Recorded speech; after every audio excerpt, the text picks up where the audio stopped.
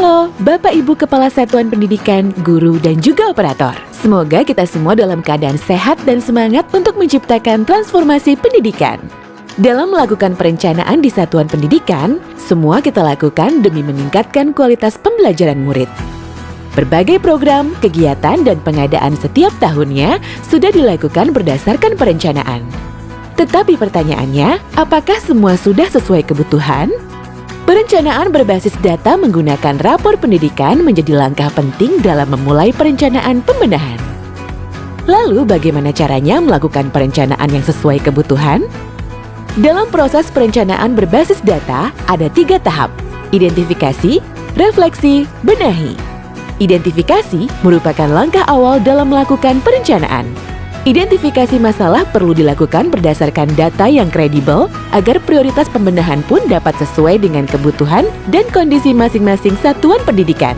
Kini, platform rapor pendidikan versi 2.0 telah disempurnakan untuk membantu satuan pendidikan melakukan proses identifikasi dengan lebih ringkas.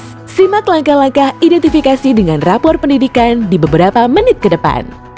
Buka browser di komputer atau laptop Anda dan kunjungi raporpendidikan.kemdikbud.go.id. Klik lihat hasil satuan pendidikan Anda dan masuk dengan akun belajar.id Anda, lalu ketik kata sandi. Setelah masuk ke platform, mari kita cari tahu fitur-fitur yang dapat memproses identifikasi jadi lebih ringkas. Pertama, di bagian atas halaman ringkasan, kini Anda dapat langsung mengetahui gambaran umum satuan pendidikan kurang dari 1 menit pada kotak deskripsi ringkas yang berwarna biru.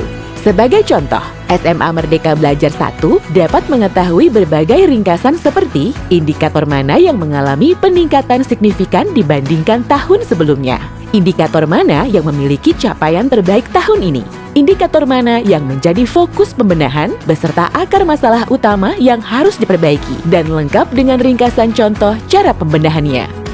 Kedua, berbagai indikator prioritas dan capaiannya yang ditampilkan lebih sederhana. Membaca deskripsi ringkas saja tidak cukup. Ketika geser ke bawah, dapat ditemukan berbagai indikator prioritas dan capaiannya. Ada 6 indikator prioritas untuk jenjang dasar menengah, dan 8 indikator untuk jenjang SMK yang tercermin dari hasil capaian satuan pendidikan di tahun 2022. Kini warna indikator menjadi hanya 3 warna. 1. Merah merupakan indikator yang paling mendesak. 2. Kuning menjadi indikator yang perlu ditingkatkan setelah indikator yang mendesak telah diperbaiki. 3. Hijau merupakan indikator yang perlu dipertahankan di hasil capaian tahun berikutnya. Di bawah warna indikator, terdapat informasi perubahan capaian dibanding tahun sebelumnya untuk membantu melihat progres capaian apakah naik atau turun. Cek arti capaian satuan pendidikan dengan klik tombol Arti Capaian Saya. Untuk memahami deskripsi indikator, apa saja yang dinilai dari indikator terkait, arti dari skor indikator, dan dari mana sumber datanya. Selain itu, berbeda dengan rentang nilai indikator rapor pendidikan di tahun sebelumnya yang memiliki skala yang lebih beragam. Kini rentang nilai indikator jadi lebih seragam dengan skala 0 sampai 100. Di bagian bawah kotak indikator, ada juga informasi terkait posisi satuan pendidikan Anda dibanding satuan pendidikan lain. Sekarang sudah kenal fitur-fitur halaman ringkasan yang lebih ringkas. Waktunya identifikasi kebutuhan satuan pendidikan Anda untuk tentukan fokus utama perencanaan pembenahan. Anda dapat memilih 1 atau lebih masalah yang akan diselesaikan dalam 1 tahun perencanaan, sesuai kebutuhan dan kemampuan satuan pendidikan Anda.